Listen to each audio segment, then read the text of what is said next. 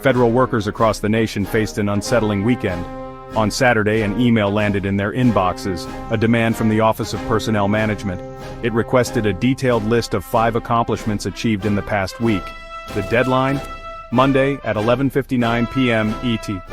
The email, however, lacked a crucial detail: the consequence of non-compliance. That bombshell arrived later, detonated by Elon Musk himself. Musk, the head of the newly formed Department of Government Efficiency, took to X, formerly Twitter, to clarify. He declared that any federal employee who failed to respond to the email by the deadline would be considered to have resigned. This announcement sent shockwaves through the federal workforce and beyond. It came on the heels of President Trump publicly urging Musk to take a more aggressive approach to shrinking the government. Musk's ultimatum ignited a firestorm of controversy. Critics questioned the legality and ethics of his actions. They argued that treating non-responses as resignations was not only unjust, but potentially illegal. The White House remained conspicuously silent on the matter. Despite repeated requests for comment from CNN and other news outlets, no official statement was issued. This silence only fueled the growing sense of uncertainty and anxiety among federal employees. The backlash to Musk's ultimatum was swift and fierce. Unions, particularly the American Federation of Government Employees, condemned the move as cruel and disrespectful to dedicated public servants. Everett Kelly, president of AFGE, vowed to fight back. Kelly announced that the union was prepared to take legal action against the administration if any federal employee was unlawfully terminated for failing to meet the arbitrary deadline. He stressed that federal workers have rights, and the AFGE would vigorously defend those rights. Legal experts echoed Kelly's concerns, asserting that treating non-responses to the email as resignations was indeed illegal. They pointed out that resignation is a voluntary act and cannot be coerced or assumed. The lack of clarity in the original email from OPM further fueled the legal firestorm. Critics argued that the email's vague language and lack of any mention of resignation as a consequence made Musk's subsequent announcement even more egregious. The ultimatum sent shockwaves through the federal workforce, leaving many feeling anxious, confused, and betrayed.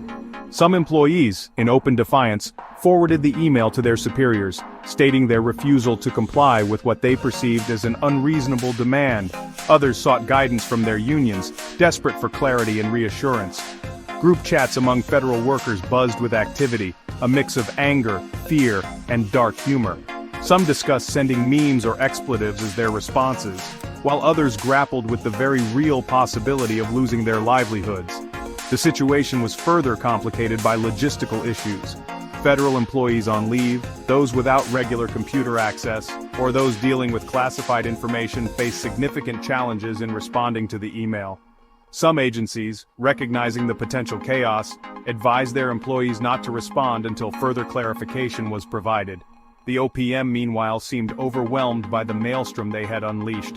Spokesperson McLaureen Pinover offered little in the way of reassurance, stating that individual agency managers would determine the next steps after the deadline.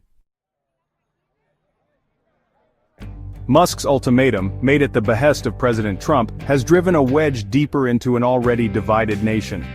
Polls conducted in the wake of the announcement reveal widespread disapproval of the move, with a majority of Americans expressing concern for the well-being of federal workers caught in the crossfire. Senator Andy Kim, a vocal critic of the administration's actions, expressed solidarity with federal employees, stating, "They deserve our respect, not these kinds of threats." His sentiments were echoed by numerous lawmakers and public figures who condemned the ultimatum as a cruel and unnecessary attack on dedicated public servants. The situation marks the latest escalation in the administration's ongoing efforts to shrink the federal workforce. Over the past 2 weeks, thousands of probationary federal employees have been fired, a move that has drawn criticism for its lack of transparency and disregard for due process. As the Monday deadline looms, the nation watches and waits, the fate of thousands of federal workers hanging in the balance. The events of this weekend serve as a stark reminder of the power dynamics at play and the human cost of political maneuvering.